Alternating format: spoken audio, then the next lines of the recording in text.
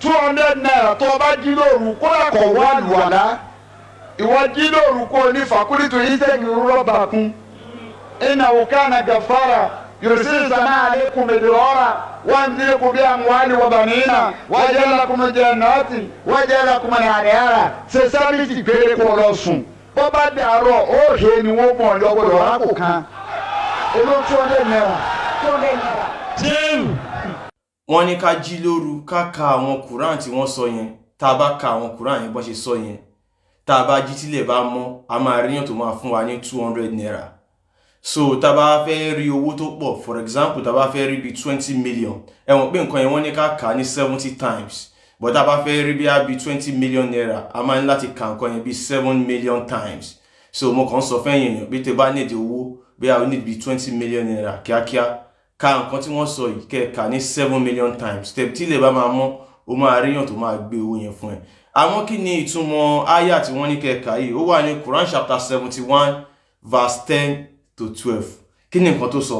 Ó ní mo sì sọ pé ẹ tọrọ àforíjì ní ọ̀dọ̀ Olúwa yín, dájúdájú ó jẹ́ aláforíjì, ó máa rọ̀jò fún yín ní òjò púpọ̀, ó máa fi àwọn dúkìá àti àwọn ọmọkùnrin ràn yín lọ́wọ́, ó máa ṣe àwọn ọgbà oko fún yín, ó sì máa ṣe àwọn odò fún yín.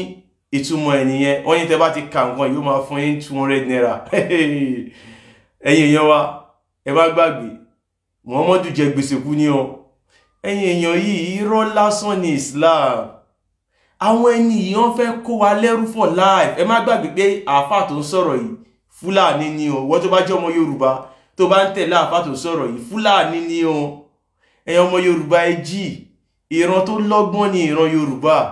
Gbogbo nǹkan tó ń sọ stones ní kẹ́ máa kà yìí ìtàn ní èdè ìlú mi.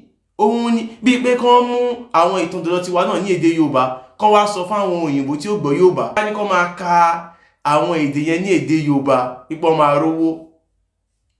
Gẹ́lẹ́ bó ṣe rí nìyẹn.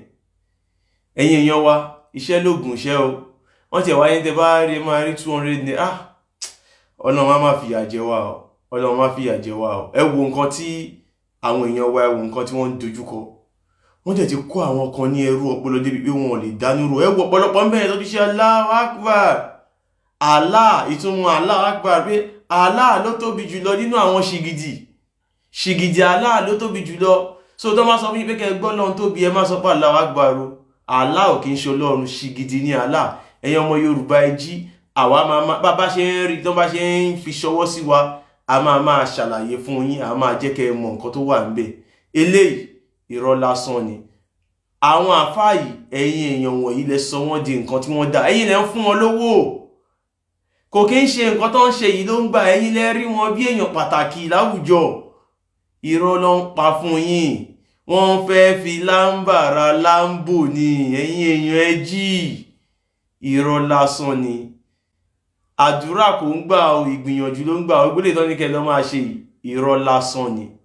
Èmi tún sọ fún yín pé irọ́ lásán ni. Ẹ̀yin ọmọ Yorùbá ẹ jí. Allah kò kí ń ṣe Ọlọ́run Olódùmarè, Olúwa ilé Kàbá ni. Ẹ máa bira yín pé nǹkan tẹ́ ẹ ní ká máa kà yìí kí ló dé tí a ò lè kà ní èdè tọ̀dọ̀ tiwa. Ṣé bọ́ sọ pé Allah yìí náà lọ́lọ́run, ṣé bóun ló fún wa lédè Yorùbá, kí ló dé tá lè fi dé Yorùbá kà á? Ibẹ̀lẹ̀ máa ti mọ̀ pé àṣà àti ìṣe àwọn Lárúbáwá, ìtàn ìlú àwọn Lárúbáwá ni wọ́n ń gbé wá fún yín pé kẹ́ máa kà. Wọ́n dẹ̀ ti rí yín bẹ̀, wọ́n kú mọ̀ bẹ́ẹ̀ mọ̀ túmọ̀ ẹ̀ náà ṣe ní kẹ́ máa kà. Nǹkan tán ní kẹ́ kà yìí Noah òun ni wọ́n sọ pé ó ń sọ̀rọ̀, ó ń sọ fáwọn èèyàn yìí pé kán tọrọ àforíjì. Ẹ má gbàgbé Noah kò sin Allah o. Noah kò sin Allah o. Òun náà ni wọ́n pè ní Nuh, Suratu Nuh ló wà o. Kò sin Allah o. Yahweh ló sìn o. Ṣé rí pé irọ́ lásán ni Quran?